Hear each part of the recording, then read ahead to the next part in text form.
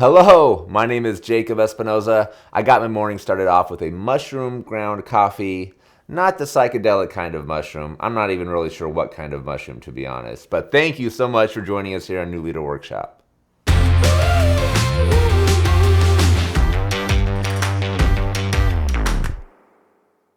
Hello, my friends. Are you working for a company you love, but not in the role you like?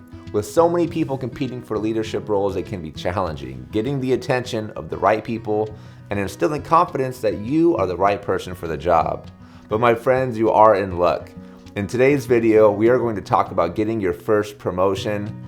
I know there are a lot of people that feel like promotions are all political. Some end up feeling like they'll never get selected and end up becoming disengaged and eventually quitting.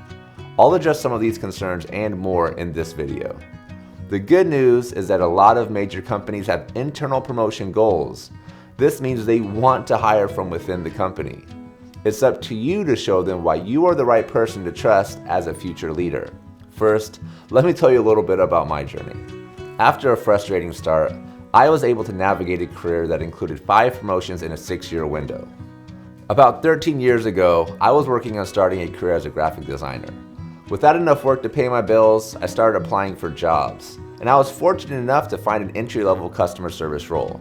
The company had great benefits, and the hours allowed me to continue finding work, building websites, and designing marketing materials for small businesses. I immediately recognized it was a great company to work for, and after a couple of years, I decided I want to start moving into leadership roles. It was a frustrating time.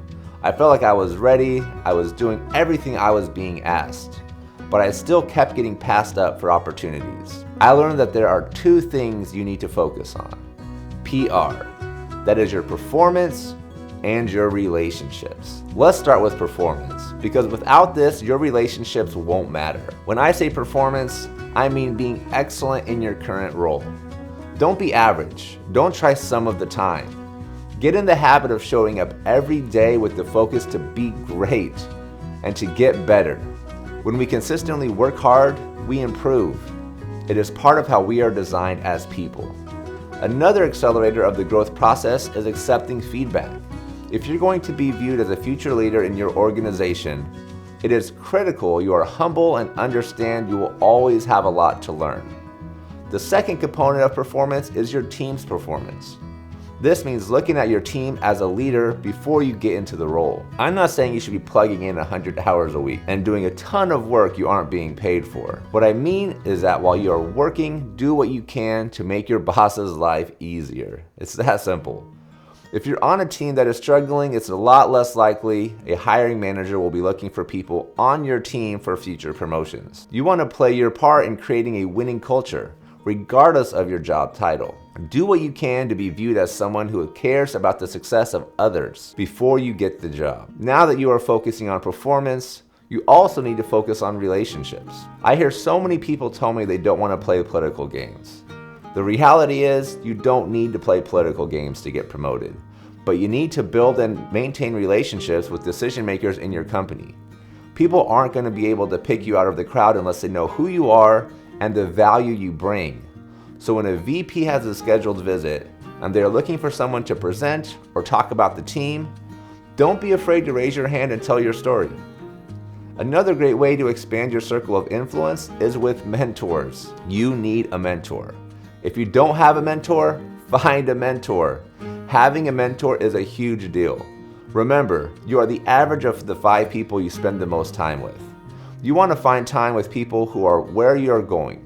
Often, mentors are those who have walked the path we are just starting. They can provide helpful advice so we can avoid some of the pitfalls they might have fallen into.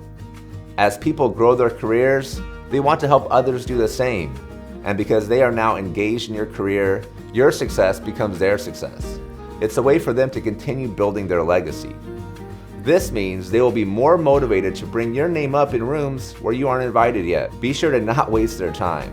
When you have time scheduled with your mentor, come prepared, have questions, and be sure to talk about the actions you are taking to continue growing. With consistent hard work and the right people in your corner, there is no question you will fly higher than you might think is possible. If you found this video and info helpful, please like the video and subscribe for more leadership-related content on my channel. Also, follow me on Twitter. I post original content there every single day. And if you've been able to successfully manage a career in a corporate environment, leave a comment. I'd love to hear what's been working for you. Hey Damien, let's take a selfie. See you next time.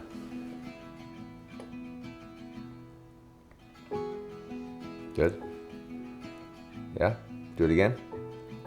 No? Say something, Damien. Use your words.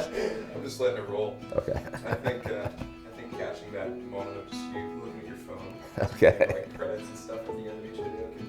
Okay, I like it. I'm figuring out the groove, these little things. I like it, man. Consistent.